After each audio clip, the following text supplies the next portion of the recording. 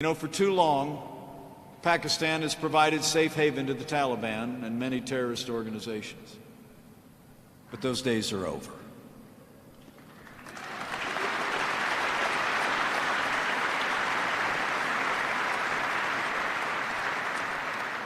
President Trump has put Pakistan on notice.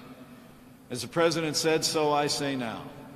Pakistan has much to gain from partnering with the United States, and Pakistan has much to lose by continuing to harbor criminals and terrorists. Beyond the battlefield, this Commander-in-Chief has ordered the integration of every facet of American power as well, diplomatic and economic measures to achieve a just and lasting peace here in Afghanistan. And until that day comes, you can be assured, we will be relentless in our campaign to destroy our enemies, because as history attests, weakness arouses evil, and peace only comes through strength. So be strong and courageous and do the work of freedom.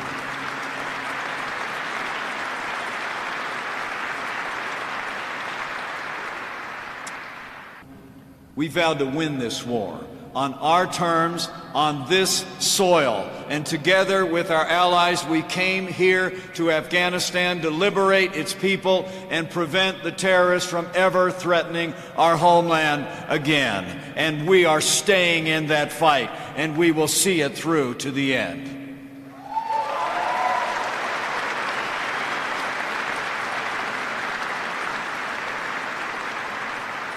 This very base, Bagram Airfield, has been at the heart of our campaign from the very beginning.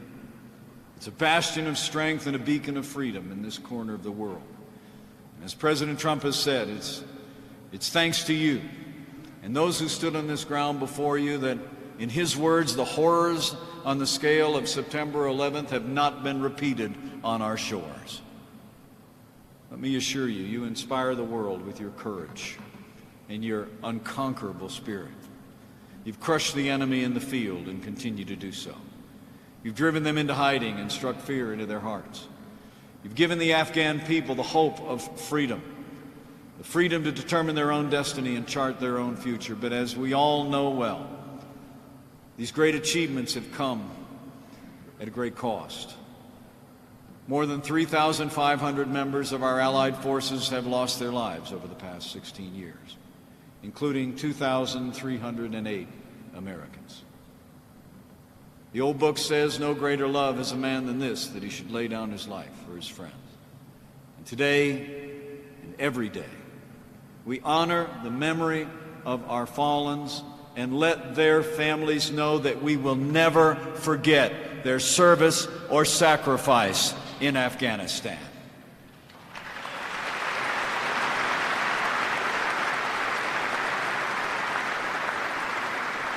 But as President Trump has said, we also honor the fallen by achieving, in his words, an enduring outcome worthy of their tremendous sacrifice. Earlier this year, President Trump laid out a bold new strategy to achieve victory in Afghanistan. And you are the instruments of that strategy. You are the instruments of American power who are implementing that strategy on the ground. It begins by giving our men and women in uniform, as the President said, the tools you need and the trust you've earned to fight and win. And we are doing just that.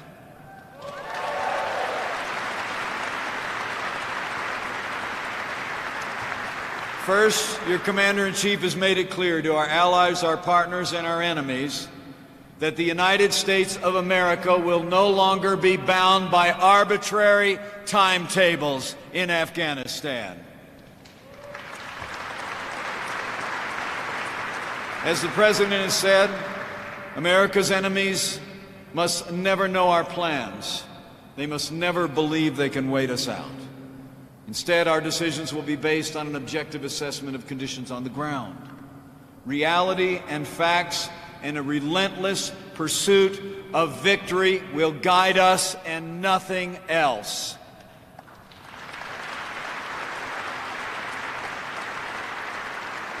Second, President Trump has unleashed the full range of American military might. We've lifted the restrictions that limited the effectiveness of our armed forces. so you can, as the President has said, fully and swiftly wage battle against the enemy. We've given you new authorities to directly target the terrorists and militants, no matter where they hide. And this Commander-in-Chief has empowered our battlefield commanders with the freedom and flexibility you need to win. Bureaucrats don't win battles. Soldiers do. And under this President, we will never allow bureaucracy to stand in the way of victory.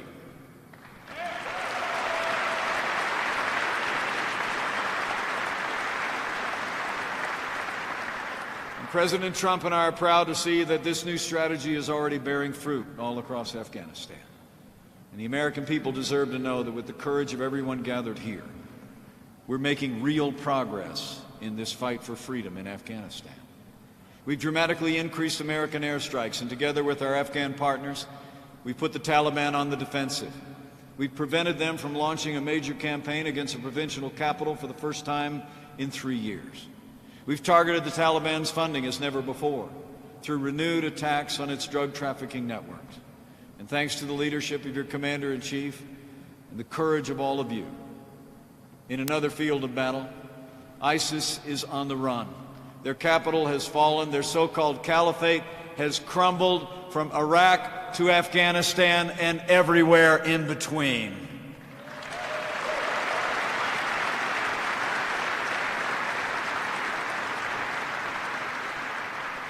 And all across this country, we've won new victories against the terrorists, no matter what they call themselves or where they try to hide.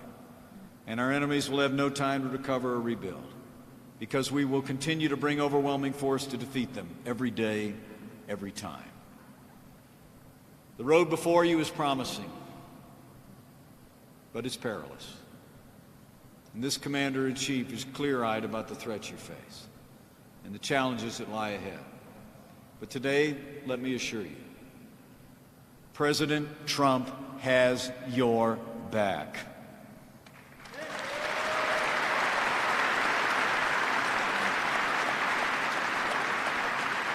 And this President will always be unwavering in his commitment to give you the tools you need to fight and win. Thanks to our new strategy, our allies have stepped up as never before. This very gathering is proof. Resolute support has already brought together the United States with 38 other countries from NATO across the wider world. They're sending their best and their bravest to this coalition. And today you stand shoulder to shoulder with them in defense of freedom. And under President Trump, we'll continue to forge an ever closer amount of cooperation with our allies and our partners. And we will never ignore the dangers you face, even when they emerge from beyond the borders of Afghanistan. You know, for too long, Pakistan has provided safe haven to the Taliban and many terrorist organizations.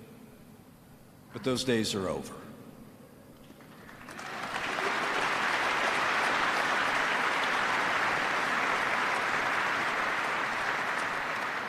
President Trump has put Pakistan on notice. As the President said, so I say now. Pakistan has much to gain from partnering with the United States, and Pakistan has much to lose by continuing to harbor criminals and terrorists. Beyond the battlefield, this Commander-in-Chief has ordered the integration of every facet of American power as well, diplomatic and economic measures to achieve a just and lasting peace here in Afghanistan. And until that day comes, you can be assured, we will be relentless in our campaign to destroy our enemies, because as history attests, weakness arouses evil, and peace only comes through strength. So be strong and courageous and do the work of freedom.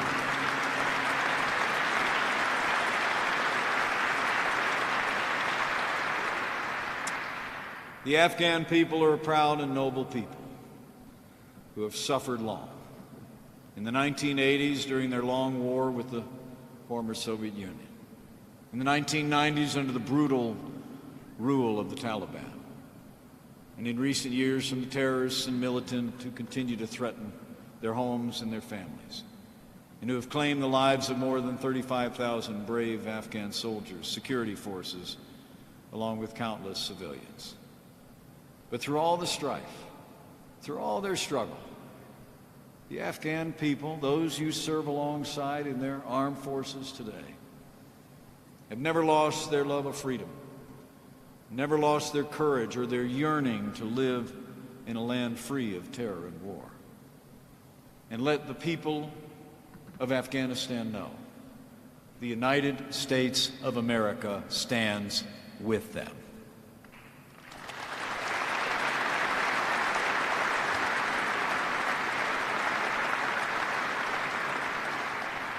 I just came from a meeting with President Ghani and Dr. Abdullah. We discussed the progress that we've made in this country and America's commitment to the Afghan government and the commitment of the Afghanis to their own freedom in this land. I said to them what I say to you now. Under President Donald Trump, the armed forces of the United States will remain engaged in Afghanistan until we eliminate the terrorist threat to our homeland, our people, once and for all.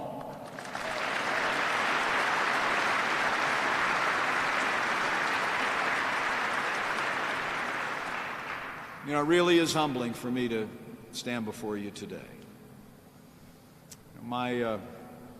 My father was a combat veteran, served in Korea. And I'm the proud father of a United States Marine. But my life never took me into the uniform of the United States. But every time I'm with men and women of our armed forces, I'm inspired. I'm inspired by your courage, by your selflessness, by your love of country and your patriotism.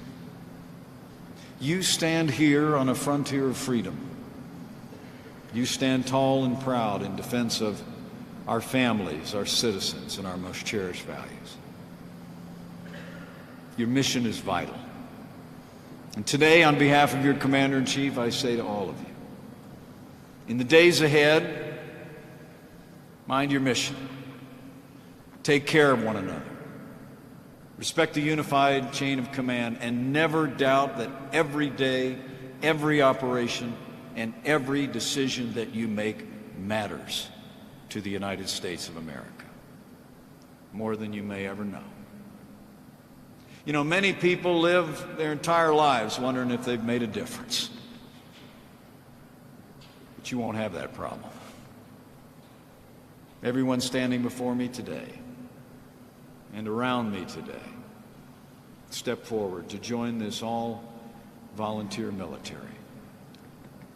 You chose to be a part of something larger than yourselves. You've made a difference in the world. You've done a world of good. And so keep it up. Keep lit the flame of freedom to hand to the next generation. Keep defending America in this ancient land as you stand courageously with our partners as they reach for freedom. And I say with confidence, because of all of you and all those that have gone before and our allies and partners, I believe victory is closer than ever before.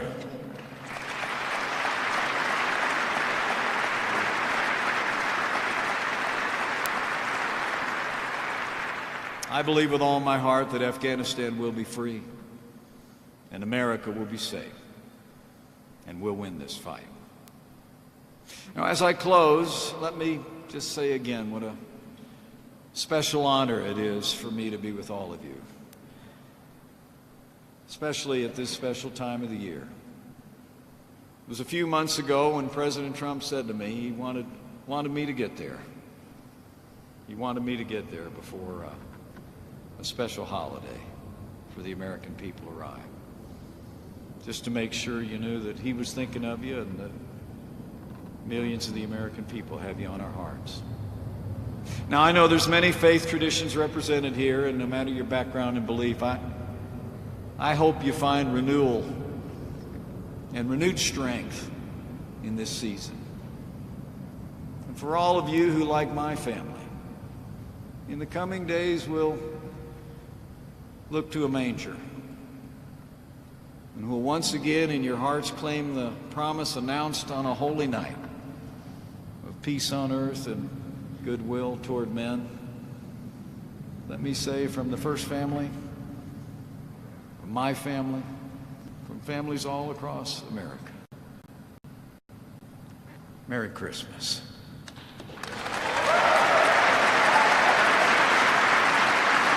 And to all of you.